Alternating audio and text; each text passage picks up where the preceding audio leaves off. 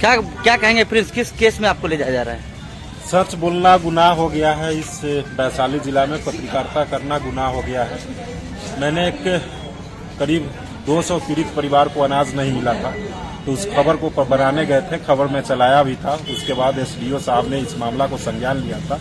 SDO साहब उस dealer की लाइसेंस भी कैंसिल किया। उसके बाद उस लेटर को देखेंगे एसडीओ साहब का, तो उसमें स्पष्ट तौर पर लिखा गया है जो झूठा मुकदमा SC ST में फंसाया जा सकता है, जिसका लेटर स्पष्ट देख सकते हैं। उसके बाद भी मेरे ऊपर SC ST मुकदमा किया गया। उसके बाद आज राजनीति व्यवस्था के कारण, जो कि सभी वैशाली समेत पूरा बिहार के लोग जान रहे हैं, जो किस तरह से मैंने सच्चाई के लिए आवाज उठाया, लेकिन सच्चाई के एवज में यही आज हमको मिला है।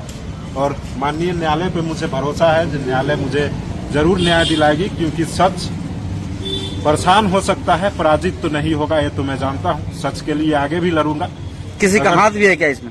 बड़े बड़े लोगों का हाथ है, सत्ताधारी लोग हैं। सत्ता के संरक्षण में शराब बेच सकते हैं, गांजा बेच सकते हैं, सूखे नशा का कारोबार कर सकते हैं, शराब माफिया हो सकते हैं सत्ता के नशे में।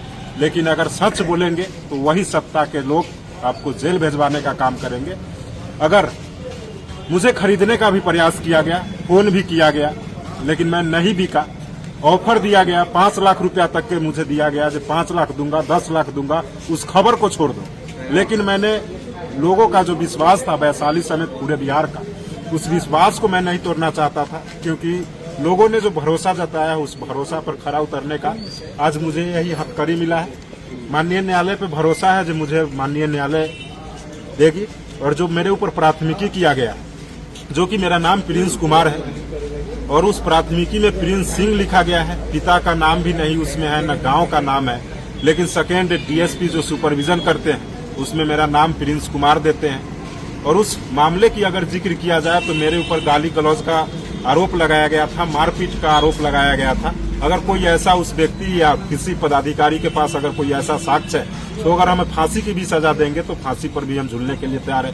बेबुनियाद आरोप लगाया जा रहा है। सत्ता के नशे में चूर एक मंत्री जो कि हाथ धो के पीछे पड़े हुए हैं, जो कि सब लोग जानते हैं, क्योंकि आप लोग भी ने खबर चलाया होगा जो किस तरह से उन्होंने भ्रष्टाचार की ढेर चढ़ाया था। और लोगों मेरे फोन करके भी धमकी दिया था, तो झूठा मुकदमा में फंसाएंगे, देख लेंगे तुमको। आज वही देखने को मिल रहा है। अच्छा प्रिंस जी, एक सवाल रहेगा आपसे कि ये जो आप बता रहे हैं उससे पूर्व का ये शायद केस है?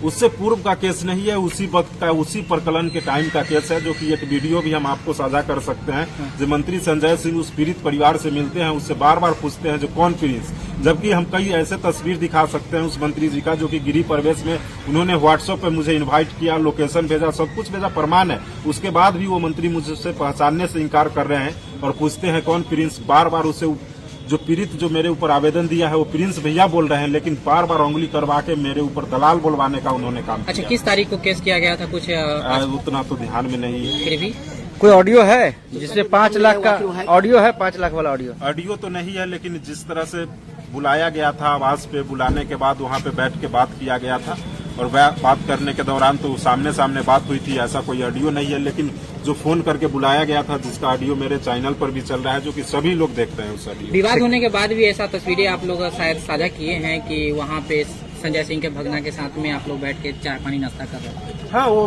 देखिए, पत्रकारिता एक प्रोफेशनल है। हम लोग पत्रकारिता करते हैं, जो सच होता है वो लोगों को दिखाते हैं, लोगों तक पहुँचाते हैं। और व्यक्तिगत दुश्मनी हम लोगों को किसी से नहीं है। लोगों की समस्या होती है तो उस लोगों की समस्या को अगर दिखाना इस राज्य में गुनाह है। भाजपा की सरकार में अगर सच बोलना गुनाह है तो वही हमने गुनाह किया है, और आज माननीय न्यायालय के सामने मुझे पेश किया जा रहा है।